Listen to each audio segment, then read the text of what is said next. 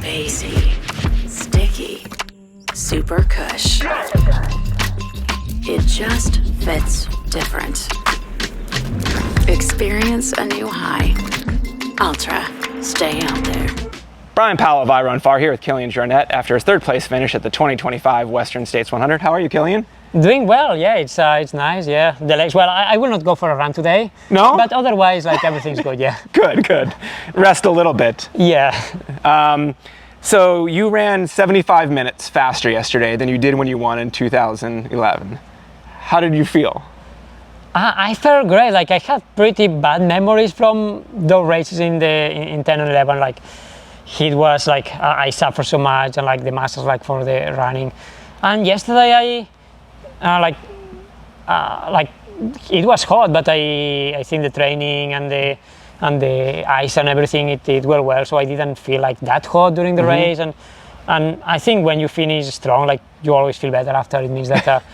But yeah, it was not that bad. So yeah, no, I had an amazing day. It was beautiful, and I could knew a bit the guys that in the first part of the in the mountain we were chatting and kind of seeing who they were. Like I knew them from like I run far from the places, but I had never run with them before. Yeah. Did it feel like you had a really good day out there? Yeah, it felt good. Like I didn't have any low moment. It was pretty steady. Then I knew that it was going to be hot, so I was playing kind of conservative, trying to save like my stay like for as long as possible, and then being able to charge at the end.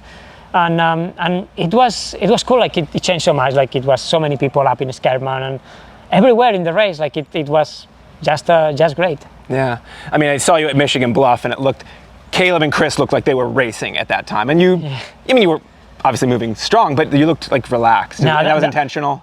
Yeah, but it was like when they went, like it was Seth first that he was like crashing in the downhill, and after Michigan 11, I was looking to the watch, and it was like 3:30 like minutes per kilometer, and I was like, that's too fast. Like I don't want to run like that fast now. And then I said back, but they were like really crashing for a long time because I thought that this pace, like they have a big chance to like just blow up. And Seth like had problems, but Craig and Chris and Caleb. Chris and Caleb, like they finished very strong. So that was impressive to see that even like charging so early, that they maintained the. And they both were racing one another for so long. Yeah, they were racing for long. Like they were like 2-3 minutes all the time, and that's hard. Like that's hard when you are in a race like that at the last stages. And not just physically, but mentally. Like mentally and physically, just to say, okay, it's if you are running together, it's easier. But if you are like trying to chase or not get chased, it's it's demanding. Was it a sign of wisdom from you that you just, when you saw that pace and could relax, and also, in the middle of the race, Michigan Bluff, like not push yet? Is that something you would have done in 2010 or 11? No, I will probably just follow and probably blow up, because that's not my strength, like to run on these kind of flat roads. I think like they proved that they did a good strategy. They finished first and second, so that means that they managed to run that fast and for long. I think I did the best strategy that I could. Yep. So you haven't lost many 100-milers in your life, period. You were third, which is strong. But was there anything from preparation or strategy that you would have changed? I think like preparation, I would say that it went well on like heat management, because I wasn't feeling hot at all during the race. Heat strategy during the race, same, like ice, caps or whatever, all felt good. On the training, I was feeling strong, like I could finish well, so that means that physically I was good. The two things that probably could be improved is like the air, like here is very dry air, while in Norway it's very wet. So like I felt like all the week like a bit dry on the nose and the mouth, and during the race. So maybe like either like coming a bit before to get used to that, or trying to do something to get used to that is one thing. And then the other thing is like when I did the race, then you remember a bit more how it is, like on like the feeling and that, and these long downhills, probably I could work a bit more on that. But yeah, small things. Otherwise, I think preparation was, well, it was much better than before. Yeah. And I would say nearly perfect. Yeah. You're a student of the sport, which is something I really admire in you. What was the most interesting thing or things you learned in like preparing for the race? Like in researching, obviously you had some new strategies in fueling and other things the last couple of years. Yeah, no, I would say in a race like that, I think what has changed a lot is that the cooling strategies, heat training first, and cooling strategies.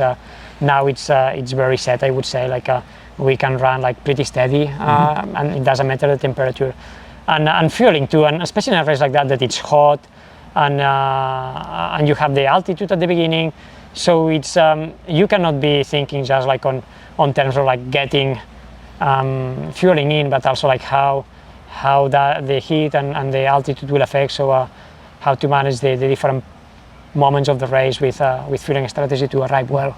Yeah, and so you backed off at certain times, less than your maximum? Yeah, exactly. The first part in the mountain, like I was eating not very often, like maybe every hour and a half, but then taking pretty much and taking 50% fat and 50% like carbs. And then some moments where I was like eating more solid food, just like to ease a bit things, and some moments eating less, and then the last hours just like I could eat a lot of carbs, like 80 grams per carbs an hour, but being very consistent to be able to charge it then. And you did. Yeah. Wait, no, did that feel exciting? Fun, yeah. Like, well, at some point, like I in the river, they told me that they were, because at Forest Hill, I say, okay, they might really blow up. But then, like when I was in the river, it's like, wow, no, they are really charging. Yeah. They are like far away.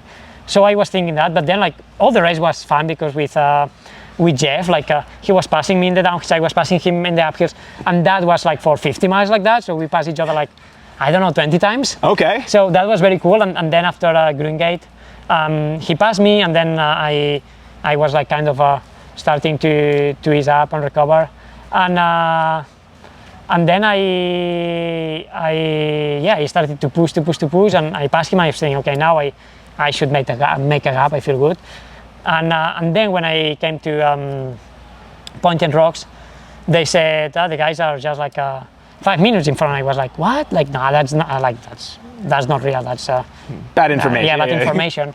And then I went down to the bridge, and some others, they tell me the same, that they are like only like 5 minutes. And I was like, okay, maybe. And then I was like just trying to say, okay, now I can charge a bit more. But yeah, that was fun actually. At some point I was thinking, no, better like that they are at 20 minutes, so I just can finish easily. But yeah, it was fun for me, that scenario just sounds like a nightmare. Like be racing, yeah, exactly. It's like, 98 miles into on a hot day. Yeah, but no, it's cool. Like it's so fun. Yeah. What else do you have planned? Any other plans for the summer or year? Well, now like go home, go back and rest a bit. Just like it's a school holiday, so we will hopefully have some nice weather and have some tours in the mountains, and then local races, and then in the end of the summer, like hopefully if I feel good to do a long project in the mountains, which we'll let you know a bit more soon. All right. Well, congratulations on a great run, Kilian. No, thank you very much. And a bonus question for you, Kilian. I saw this during the race. What is your bracelet? Yeah, that's I'll show you, yeah. That's our older daughter that she made that before I left, and they are really into making those like now at home. So it says "Hey, Papa," which means like go Papa. Yeah. Aww. So they were probably home watching Papa on their TV. Yeah, well, it's they woke up like they wake up early, so they woke up just before I finished, so they could see the finishing thing. Yeah. Nice. Well, that must be a great feeling as a it's good. You know, like they understand, like they don't understand much racing, like it's not a thing, but like running and going out and do that, it's what normal people do for them. Awesome.